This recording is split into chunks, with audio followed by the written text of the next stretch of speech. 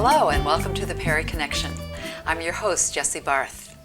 And in the studio we have a repeat guest, and it is my honor to say that Arun Gandhi has come once again to be on the Perry Connection. Welcome. Thank you. Thank you for having me on the show. Oh, it's our pleasure, Arun. Thank you for coming to Perry. Mm-hmm. And Arun, you will be talking about a new project that you've been involved in. Yeah, this is a new book that's just come out in last March. And this is the first children's book. I've never written a children's book. Mm-hmm. But this is a product of 9/11. After 9/11 happened and people in New York City and of course all over the world, but especially in New York City, were all very disturbed and depressed by the situation.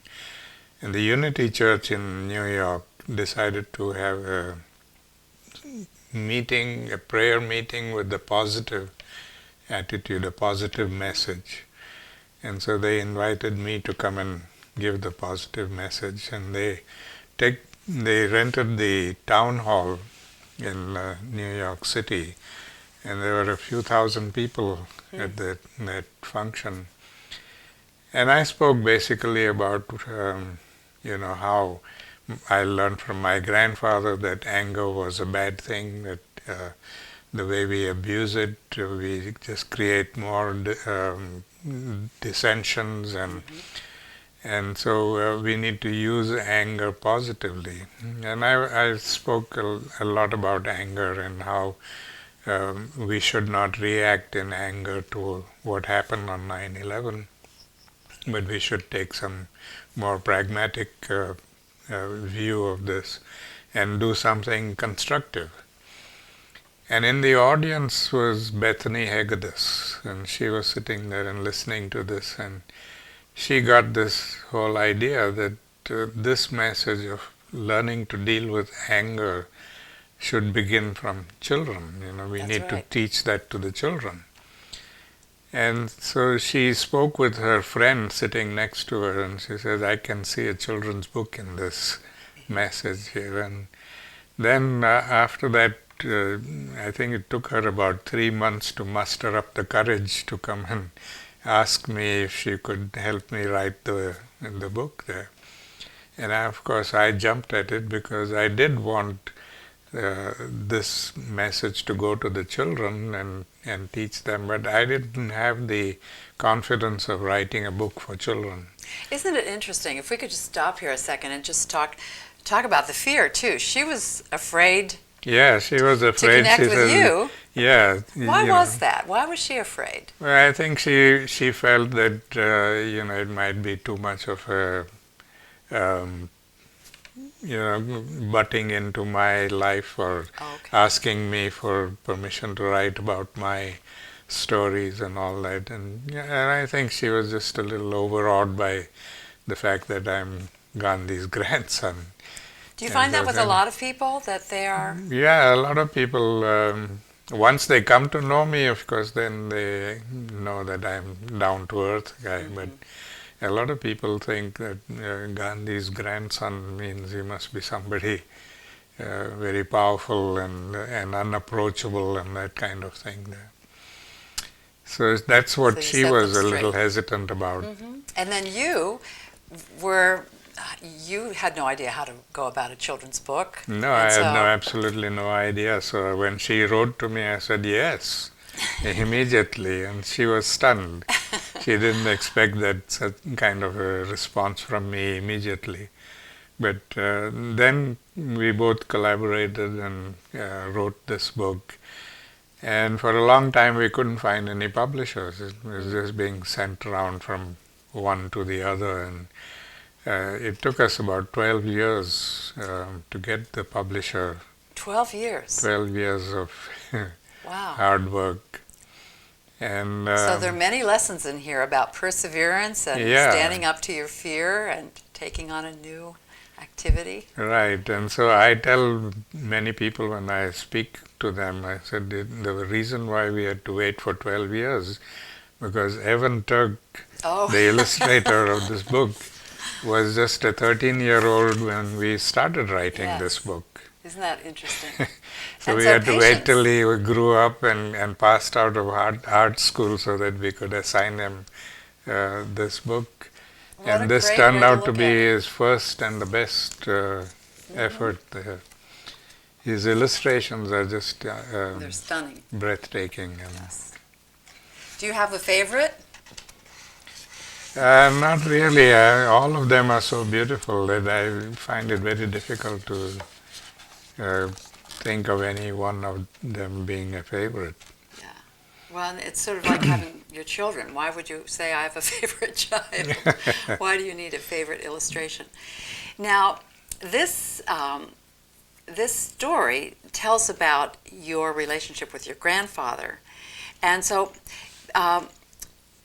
in reading the book, obviously they'll learn more about your grandfather. But for a person who's just tuning in, maybe perhaps a younger person who does not know who your grandfather is, can you just tell us a bit about your grandfather and where he was at the time when you then, in his life, when you went to live with him in India? Well, grandfather's life actually began in South Africa. He was a young lawyer. He was struggling to set up a legal practice. He studied in England and he came back to India to start a legal practice, but he failed miserably. He was so shy of speaking that he couldn't even get up in court and defend his client there. And he said on the very first occasion he had to refund the client's fees and walk out in shame of the court because he just couldn't utter a word. And he was getting to the point of being hopeless, and he thought that he'll never make it in life or never be able to achieve anything. Until his older brother, he had a friend in South Africa who was a businessman, and he had a legal problem going on there and he needed some assistance, and so he invited my grandfather to come to South Africa and help him with that legal issue. And grandfather went to South Africa for the first time on a one-year assignment, and within a week of his arrival there he became a victim of prejudice. Because of the color of his skin, he was insulted and humiliated, and on one occasion he was picked up and thrown off the train because he wanted to travel by first class, and they said first class is meant for whites only. And that incident of throwing off the train was the turning point in his life, when he realized that this kind of hate and prejudice is bad and we should not have this hate and prejudice. His first reaction was one of anger, and he wanted to retaliate and insult the other people. We would think it's natural. A natural thing that we all do most of the time. But then he thought about it and he said that's not a sensible way of dealing with this. And so he turned that anger into a constructive energy and found a non-violent way of defying these unjust laws. And he began doing this in South Africa, and he ended up living there for 22 years, and he achieved some success in South Africa, and the word got to India.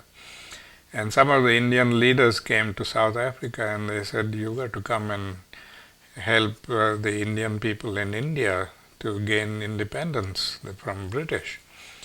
And by then he came to the realization that getting equality or respect for Indian people in a foreign country, when Indian people in their own country were oppressed and not respected, didn't make sense. So he said, I got to go back to India and help there. But it was a good training. It was a good training. Opportunity for him. him. So he went to India and he took up the struggle there and became the leader of the struggle. And of course, before he got into politics, he spent 1 year going around the country to rebuild the connections with the common people and to understand the problems from the perspective of the poorest people. And when he realized that the poor people were so poor that they couldn't afford to buy clothes, and so they were practically half naked, that is when he decided that if I'm going to be a leader of these people, I've got to be like them. And so if they can't afford to buy clothes, I can't afford to buy clothes either. And so he adopted this way of dressing. And And you can see that on the cover yeah. of the book. And because of that, he became um, he was very accepted by the poor people. He was loved by them, and he became a very popular leader of India. And eventually, he was able to get independence from the British by non-violent means. We are indebted to him, and that became the model for Martin Luther King Jr. in the United States. Yeah, it became a model for Martin Luther King. It became a model in Poland and Czechoslovakia and South Africa, and it's just growing all over. More and more. And more. And we will know that that legacy will just be continue to unfold until this is the way that we handle conflict. Mm-hmm. Yes, I think so. And solution.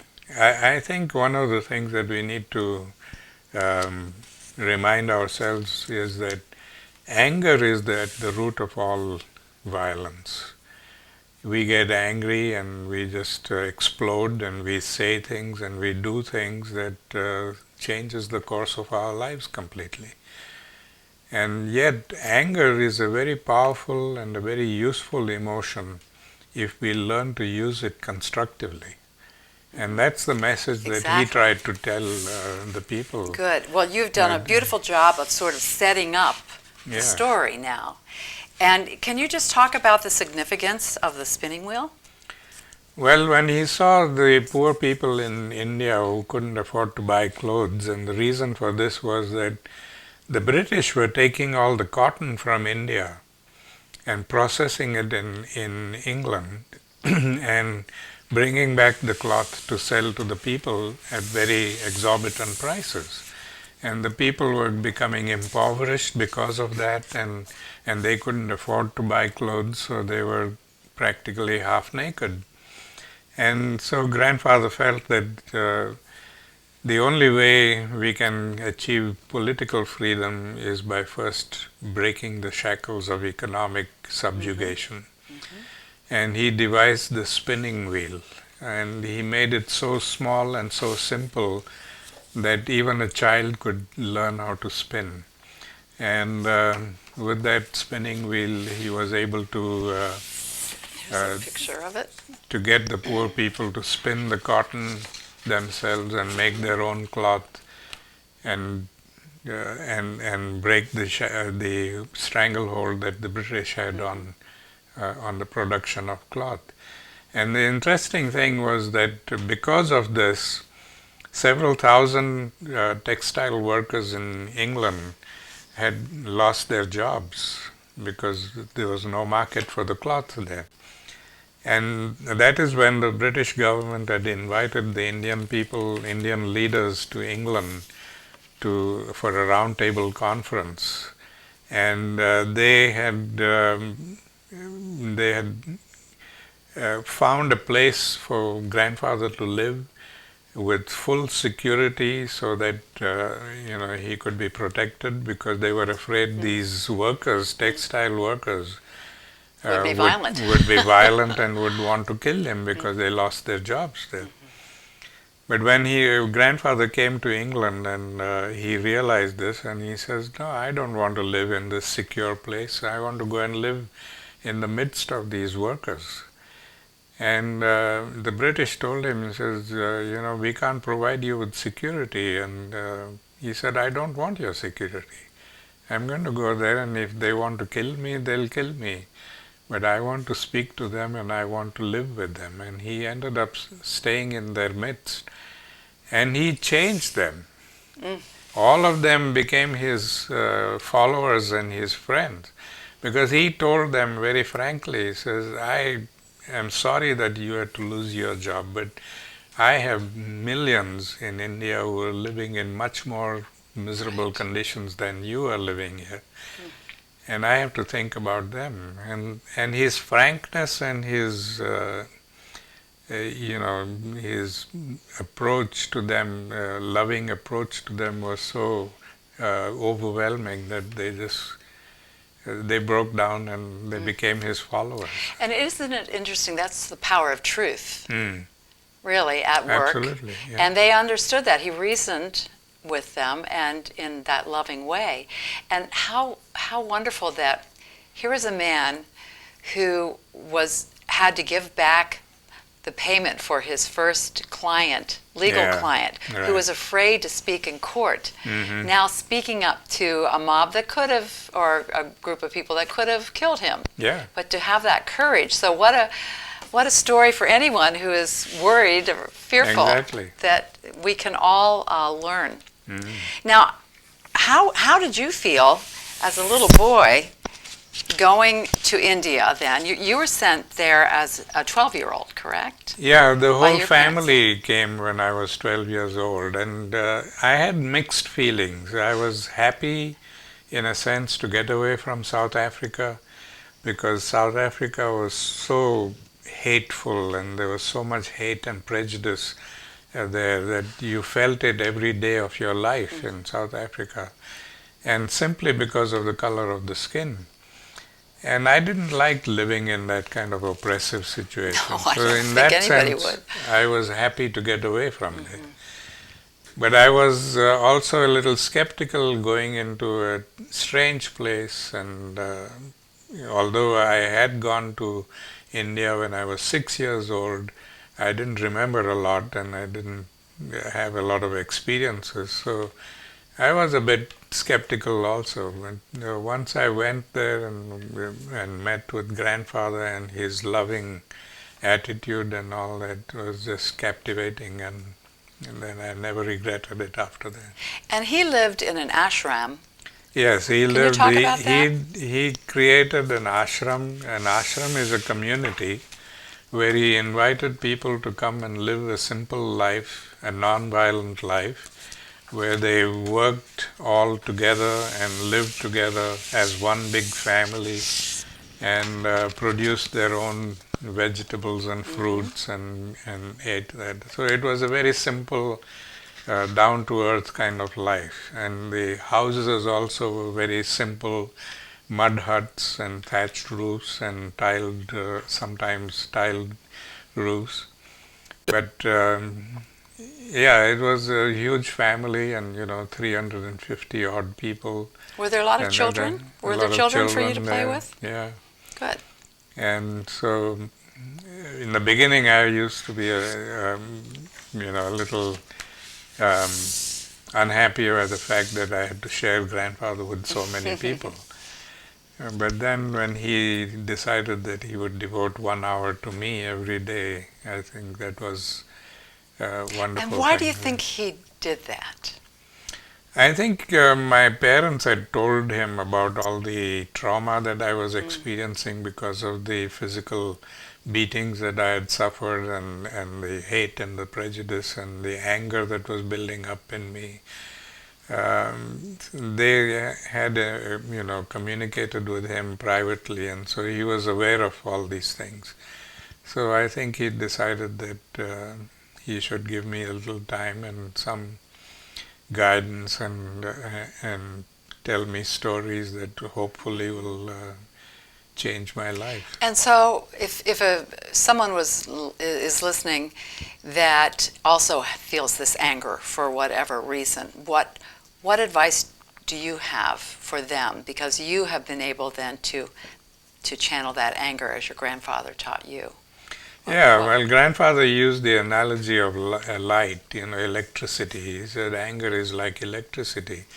If we use it intelligently, it can be used for the good of humanity, and if we abuse it, we can die. We can get electrocuted. And so we need to learn how to use the energy of anger constructively and positively and intelligently, so that we can make a difference in the world instead of fighting and abusing and all the negative things that we use anger for. And he showed me ways in which we should get control of our mind. Because when we get angry, basically what happens is we get mad. I mean, colloquially we say that when somebody is angry, they are mad. And they are literally mad because at that moment they are not in control of their mind. That's right. And when you are not in control of your mind, you can do something very silly and regret it afterwards. So it's important not to act at a moment when you are not in control of your mind. Take some time out, move away from it, do something to get back control of your mind, and then address the issue. And so that's what grandfather taught me. So when you're angry and not in control, just walk away from the situation. Or tell the person that right now I am not in control of my mind and I don't want to do anything silly. So I'm going to take time out, I'm going to go and reflect and come back and we will work out this whole situation. And so that was what he taught me, and so when I wrote this book, we decided to have this Live Your Life as Light. Yes, can you talk about that? Pledge for children. That if they learn to use their anger constructively and intelligently and positively as light, it can be a good thing if you use it as light, or it can be a bad thing if it becomes a lightning rod and destroys everything. This is a rather dramatic illustration about the negative. The negative is allowing anger to become a lightning rod that destroys. But if you use it intelligently, it can become a light which illuminates and helps everybody.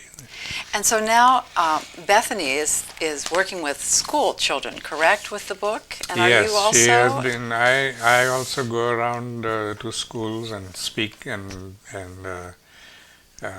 tell them about this living light pledge. And so she's doing it in Texas and that area of the country, and I'm doing it in this area. And isn't it wonderful that something as egregious as 9/11 would result in now these children taking the pledge to live as light? Yeah, well, every incident, something good always comes out of it. And speaking of that, you recently returned to South Africa. Can you talk about that experience and how you've, over the course of your lifetime, what a change in that country? Yes, it is. I didn't expect it to change so swiftly in my lifetime, but it has changed, and it's become a much better country and a much pleasant place to go to, and there's no more of that hate and prejudice and discrimination. You can go anywhere. You can go anywhere you want to, and so for the first time, I took a group of people along with me and on a legacy tour, and it was a very interesting tour, and people enjoyed it very much. We met with very interesting people, and we saw some very interesting places. The one place that really made a great impact on me was when we went to the battlefield where the English and the Boer, the Dutch,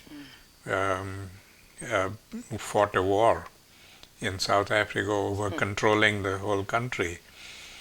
And in that war, which was from 1898 to 1901 or something, the 3 or 4 years period, my grandfather had organized a volunteer corps of workers who would take care of the injured and the dead. And these were all Indian people. And they felt that as citizens of Britain, they had an obligation to do something during this crisis period. They didn't want to fight, and so they said, we will just volunteer to take care of the injured and the dead. So they were in the midst of this battlefield, picking up all the injured soldiers and taking them to the nearest field hospital. And I always thought that this was, battlefield is a flat ground and, people fight there and that kind of thing. But when I went to this battlefield and I saw the mountainous terrain going up and down, it's just continuous, up and down mountains there. It's known as the Valley of Thousand Hills, kind of. And much harder to fight. And then the idea came into my mind. I said, grandfather and his volunteers were carrying injured soldiers on this terrain, going up and down hills and mountains as the nearest field hospital was 20 miles away. Can you imagine? It just blew my mind when I went there. What a tremendous sacrifice they must have made to walk 20 miles carrying an injured soldier and coming back to pick up a new batch and taking someone them who on may his have treated them very unkindly just because of the color of their skin. They were treated unkindly. They were treated unkindly even at that time when they were doing all this volunteer work. They were treated as second-class citizens.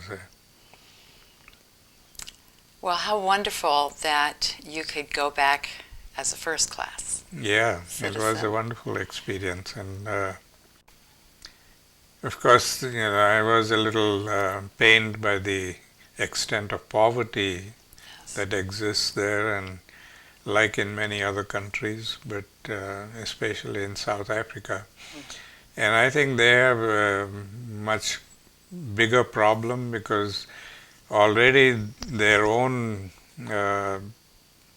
nearly 20 million African people lived in poverty during white rule, and they continue to live in poverty.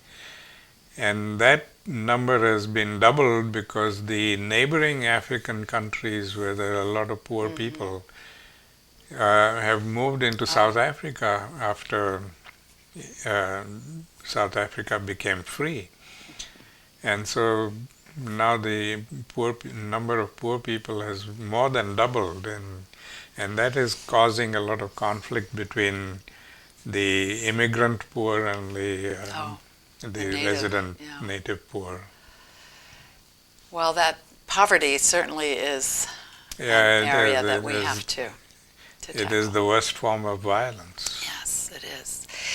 We're going to have to conclude, but I'd like to sort of wrap things up and to say that if anyone that is watching would be interested in spending some time with you, you also have a legacy tour of India. Yes, I do. It's the Legacy Tour of India is at the end of December every year. It begins on 28th of December and goes on to the middle of January. And the Legacy Tour of South Africa is in the beginning of June. But this tour is not only would they be able to tour with you and your son, but also it traces the steps of your grandfather and his life. In both countries, we try to trace the steps of grandfather and try to see what were the incidents and what were the things that changed his life. And in India, of course, we also go into slum areas and other places in the villages to see how people are using his philosophy of nonviolence to bring about a social change there. So nonviolence is a very comprehensive philosophy. It's not just about political freedom, but it's about helping the poor, it's about compassion, love, and respect. And it's very interesting to see how people use this to bring about a transformation. Yes. I'm sure your grandfather is very proud of you. I hope so. Keeping that light alive. I hope. I'm sure. Both my grandparents and parents would be proud. Yes. And I hope that you will come back, because there's still more to talk about. And let's just wrap up with talking about the book again. The book is published by Simon & Schuster. and it can be purchased online or online or through bookstores. Through bookstores. And here in Perry, we have a wonderful bookstore, Burlingham Books, and we're hoping that you will be here for a book signing. I will. I'm Yes. just a phone call away. So Good. So we'll definitely have you.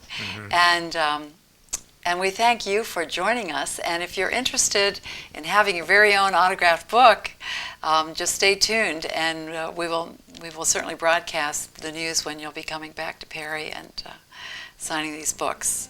So thank you for sharing your life with us. Thank you for having me on the show. Thank you for gracing us in Perry. Thank you for joining us.